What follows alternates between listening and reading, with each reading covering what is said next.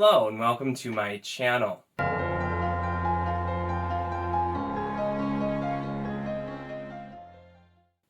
In this video, I will be discussing why you should or shouldn't read the Memory, Sorrow, and Thorn trilogy by Tad Williams. So, I do intentionally always with these videos, I like to point out all the reasons why I love this series, why I think you should read it, but I like to be objective and talk about things as well that some readers may not like, or reasons why this may not be for you, even though it's something that I really enjoyed. First off, though, let's talk about what this series is about and kind of give a general synopsis.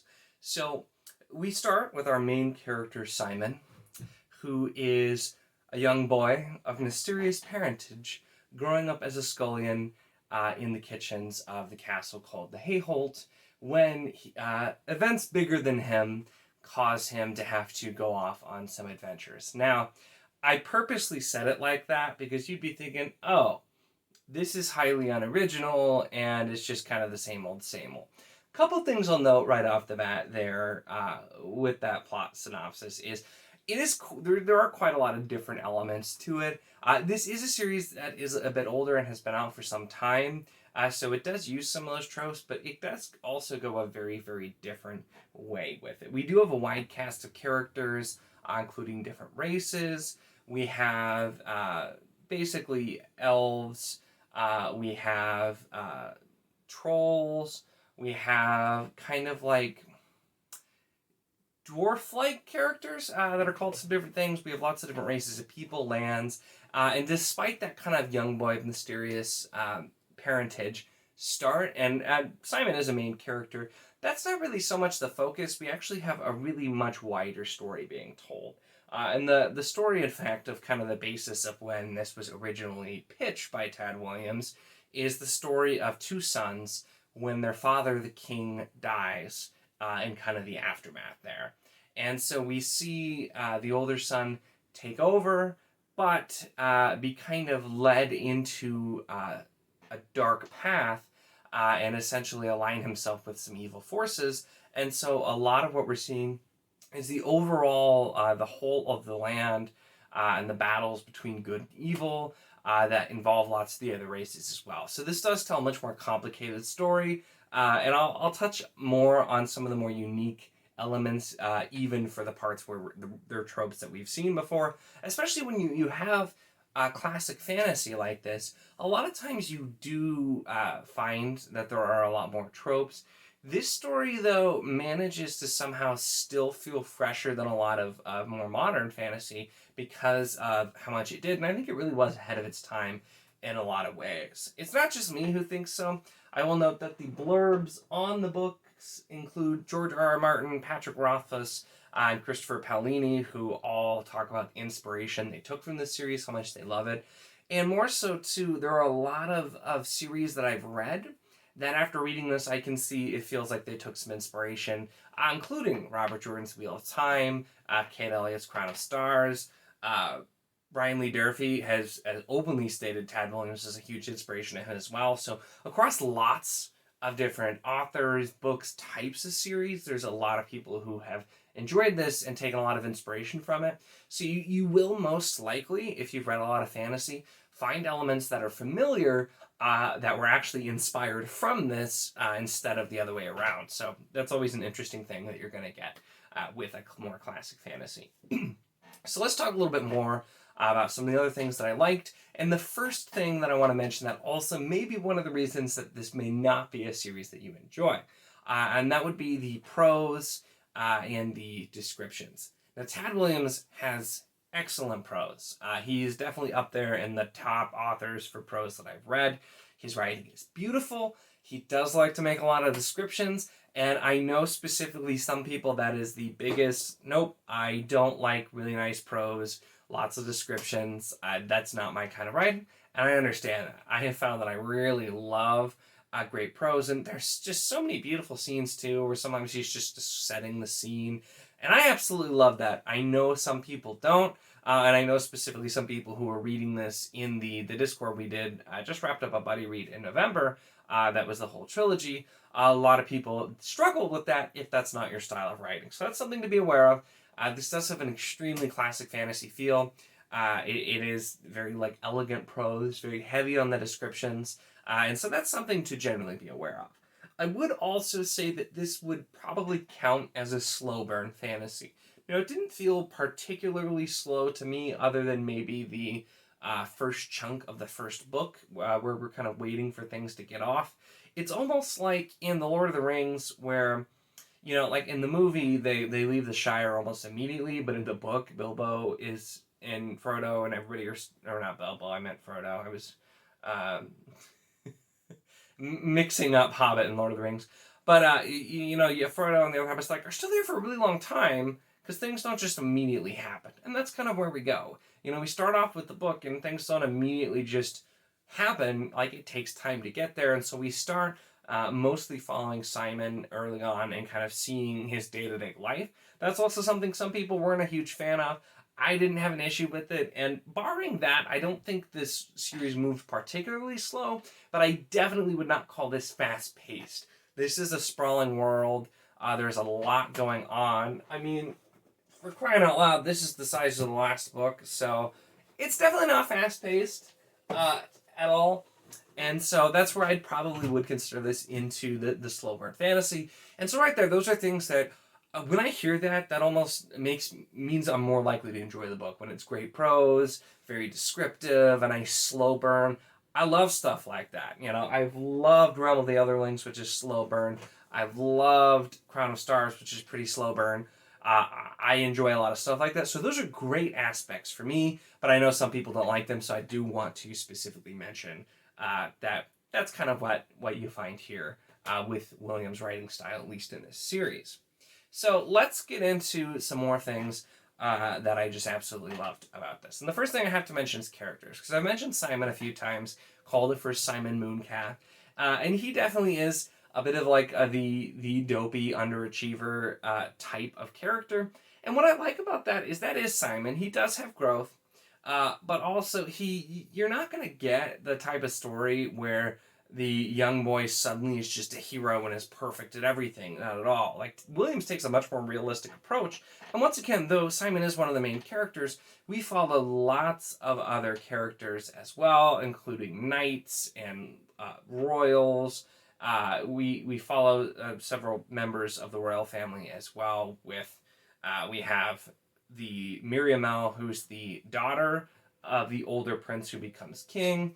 We follow the younger prince as well, usually through a different POV though, and that's something interesting as well. Is you don't always get POVs from the main characters in a way. There are characters that are definitely very important to the story, but you get POVs by somebody who's near them.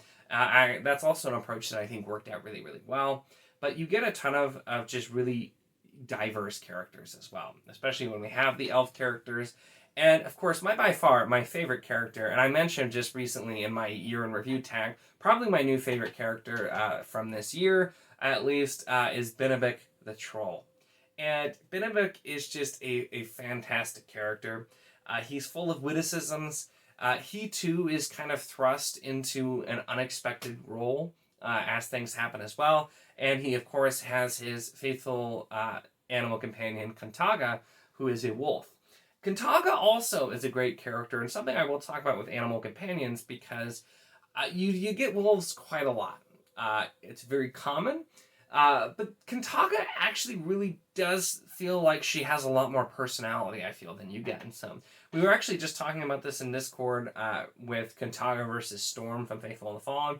I loved Storm and Faithful and the Fallen, but seemed more like your general dog-type wolf, whereas Kantaga really is given a personality, even though obviously Kantaga is just a wolf, like a very large wolf, but not like sentient, nothing like that. But you still get a lot of the personality and the interactions with Benevik. Benevik is just fantastic, and once again, he's always giving these great phrases that come from the trolls, and I absolutely love it. And he was one of my favorite characters. And you get so many really great characters. This is where I always, when I'm trying to like name off a bunch of characters I loved from a huge series, it can be really hard to do so. That's why I've kind of tried to keep it small, because I don't want this to be a crazy long video. But you get a really diverse look once again. So for example, you have the younger Prince Joshua, the elder prince who becomes king, is Elias, and you have Joshua, and you don't get direct POVs with him. Instead, you get POVs with his like right-hand man, Knight Diornoth. And Diornoth was just this great character. He's not in charge, but he's just like the most faithful knight. And then you have others who are involved, like Isgrimnir, who is an older fellow, who is a duke. It's a lot more gruff. He's kind of like, I'm too old for this crap type thing, doing stuff, and so you get those. You have Miriamel, who is a princess and is the daughter of Elias. And she's going through very different things and has very different motivations from a lot of other people based on that. And so you get a lot of different looks. And then you also have characters like Benevik. There are other troll characters. You have characters who are the Scythi, which I've been saying elves, because they're pretty much elves, but they're called Scythi for the most part. There's some different kinds. We're not going to get into that much detail. Who also have a completely different outlook on life and everything in general. And you have various characters there, like Jiriki, who's a Scythi prince, so to speak, and learning about him. You also have a lot of great wise characters, including Dr. Morganus, who the person who kind of takes Simon under his wing and starts trying to kind of teach him more, which is a great character as well. And then you have kind of a play on Baba Yaga with an old, very wise woman from out in the woods who's left a bit mysterious. But you get all of these different great characters, and something I really enjoy too is that this is very much a series where you don't get just like the wise characters who are there to tell everyone what to do. There are a lot of situations and a lot of times where the wise characters can't help, or they're unavailable, or things happen. And so you really, early on, get this feeling of all these characters just in over their heads trying to do their best, especially when, you have mortals fighting against powers that are much stronger than them, with the evil Storm King who wants to destroy the world, basically, who they're all fighting against. So you start small, really dig up the epic scale. It's not just brother against brother, kingdom against kingdom, different races of creatures versus other races. It's really a complete battle between good and evil at the same time, while looking at the smaller scale. We don't ignore all of the battles, all of the other conflicts. We use all of that with all of the different characters to build into the bigger story. And the storytelling really is a big part also that I enjoy, and like I've kind of talked about with the way it's done, but those elements where characters really have to figure things out for themselves, I really like that, because it takes the general trope, once again, young boy and like the wise older person helps them along their quest, and you have where that seems like that would be the thing that happened, but through a lot of different events, that usually isn't able to be the case. And so that's something I really enjoyed with this as well. The story is also a lot darker than you would probably think from a classic fantasy standpoint, and based off a lot of the other things that I've said. It's definitely not like overly dark, but this is definitely a series that, while a lot of times it implies more than tells, there's a lot of darkness, and there's war, and there's destruction. Bad things happen to good people, and bad things just kind of happen in general. And Williams really doesn't shy away from a lot of these things, and they're not huge elements of the story, but you most certainly have a lot of pretty horrific things happen to people. Specifically, there is, and it's not really shown, but like you do have some really brutal deaths that you get to an extent. There is rape in this book that's implied more than shown. Things like that are just, they're there as a part of the world. It's not the focus, but it does get darker than you would think. And the other thing is, with Simon specifically, there are several times throughout the trilogy where Williams just captures the ultimate feeling of just being alone and despair. And the way he captures that and wrote it, I found just extremely compelling. And it just draws you in and really makes you feel like you can understand what that character is going through. And a lot of the characters you can really identify with, but that feeling I just thought was really, really well done. And so with the elements of the story, you have the heroism, you have some things where, people work out or people are saved, but you also have a lot of people who die. You have people who die, you have people who go through things and wish they were dead. It's definitely not a nice, world in a lot of ways, and it makes it feel a lot more real. So, like I said, I'm not like trying to say like, this is grim dark or this is the grittiest book. It's really not a focus. It's just kind of the way the world is, and I think it works really well with this story as well. There are two, like I said, with the story, with the characters, with kind of what it does, there are a lot of unique elements, despite the fact that this does use some tropes. Many of them are twisted, or there are just things that are done in some ways better, or like I said, than even some modern things. So you have, like I said, I've mentioned a little bit, elements where you don't have the wise characters. You have characters that don't just suddenly become great at everything and save the day. You have moments where you think something's going to happen and it certainly doesn't. A lot of elements thrown in where there are some prophecies, but a lot of characters don't really necessarily know what they mean.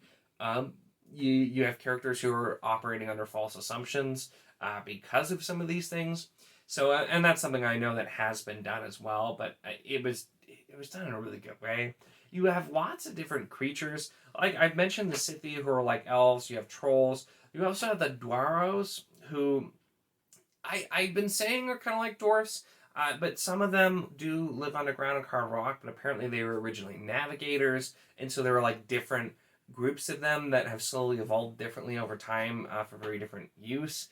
You also have just lots of different types of people. For example, you have the northern people who feel kind of like the Vikings, and they're the ones who originally came over from the west and came to Ostenard as well. And Ostenard, the land to the Scythi, they also came, but they came from the Far East apparently. So converged on this land. But you have different types of people. You have them. You have all these different kingdoms with different languages, different cultures. You have the Ranamen, who are like marsh people, and like they're people, but they're like smaller and live in marshes. And there are also these like crazy creatures that live there. You have so many different elements and such a culture that's done really well. There are a lot of unique elements to the world building when you really look at it. And there's just a lot that comes together really well with the world building. You do get some elements, like I said, you'll definitely see elements that remind you of other series in Memory, Sorrow, and Thorn, but so much of what it does was very, very original for the time, and so much of what it does also does it differently, even than people who were later inspired by the series, or just kind of some of the tropes that you see done and done again. A lot of it does happen quite differently here, and I really did love a lot of the twists and turns. There were definitely some things that I predicted, but there were other things where Williams was really, really good at making you think you knew what was going to happen, and then doing something entirely different. Which is something that I do enjoy. The one thing I'll say with that is he does tend to use the we're going to talk about our plan off screen, or I don't have time to tell you that, I'll tell you later type thing. Just a little too much at points, but it's usually done well and with it too. Like I said, the POV characters I think are chosen strategically also so that you won't always know what's going on, because a lot of the people making these big decisions are not going to be your POV characters. So you'll get characters that you don't necessarily know what they're going to do unless one of our POV characters happens to be there, and they are not always. And it ends up working out very well, and you get a lot of different looks. And I also think it's a really interesting way to characterize really important characters in a book when it's all being done externally from other people. It's something that can be difficult to do, but I think Williams does a fantastic job with it. And in general, the world of Ostenard is just super interesting. I'm really glad to know that there are more books, and I already have the first 2 books in the new series he's writing, plus one of the novellas. There's a new one that just came out. I'm very excited to continue. I know most of it's going forward, but I think the new one, Brothers of the Wind, is a prequel. I'm just super fascinated. There was so much introduced here, and even with the page count and the word count are pretty large. These books have a really solid page count, and also the text is not the biggest. So, this is a beefy story. You get told a lot, but there's still so much more to know. And so if you like digging into these big, complex worlds, once again, this is the type of story that I think you would enjoy. So I think I've covered most of the big things that I wanted to cover. I probably rambled a bit here and there, but really, like I said, just a beautifully written, epic fantasy with fantastic world building and great characters. can be a little slow at times. It is pretty descriptive. If those are things that you don't like, you may not find this for you, but I definitely recommend more people check this out. I know it's a classic, and so a lot of people have read it, but I also know that plenty of people haven't. We had quite a few people start it with us in the Discord. I know others are planning to read it later. This is definitely one of those classic series that I feel like really, really deserves more attention. I had heard of this, but I never realized how big of a deal this was. A, in fact, that it's a fantastic series. B, in that just this inspired so many other things. I feel like I'd read so many things that were inspired, at least in part, or took some elements or some inspiration from Memory, Sorrow, and Thorn, that it kind of blew my mind when I was finally reading it. I did realize, though, that never once did I actually explain the name Memory, Sorrow, and Thorn. So, yeah, maybe I should have taken better notes instead of just talking, but talking is usually just the way I do it. So really quick, Memory, Sorrow, and Thorn are the three great swords that were all basically forged with materials that came from outside of Austin Artist, kind of a thing. And the three great swords are very significant, and that ties into the prophecy as well. The three great swords are basically supposed to help save the day and defeat the evil Storm King, and so that's where specifically the name comes from in the series. I probably should have mentioned that. It's highly relevant to the series, but it's neither here nor there. We missed it. We're just gonna pretend I talked about that much earlier, but that really is kind of my thoughts there. So I hope this was helpful. I like to do these videos and just, instead of constantly saying, like, you need to read this, it's so good, I try to really explain the elements that I really enjoyed and also elements that some others may not enjoy as much as me. So I try to make these videos helpful and hopefully interesting so you can still get an idea of why I enjoyed the series so much. Since I did do a review for the Dragonbone chair, I did do a dedicated review for this one. I did not for the other two. And I was trying to see if anybody was going to want to do a live stream that did the buddy read, but there wasn't as much interest, so I figured I would go ahead and just make this video. We can always do it later. I know some people were still finishing because it's freaking long. But this is a series I really enjoyed. This series definitely jumps up into my list of my top favorite series, and I'm very excited to read more Tad Williams, but this was a great introduction. These were books that I just really didn't have a lot of complaints for. That's why I talked about some of the things that people may find as negatives, but I just simply did not have a ton of complaints. Like, you get such a great story, and this is a story that really meshes well with me.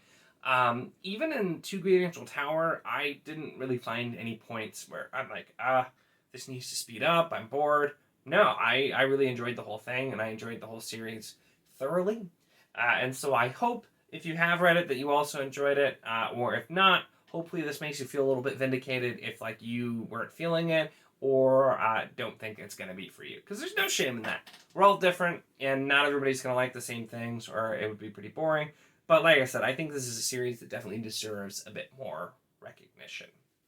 But with that, those are my thoughts on why you should or shouldn't read Memory, Sorrow, and Thorn trilogy by Tad Williams. If you enjoyed this video, make sure to give it a like. Check the link in the description for the Wizardly Duo Discord if you want to chat these books, any books, really anything. It's always a lot of fun, and we would love to have you. And of course, if you enjoy my content, make sure to subscribe.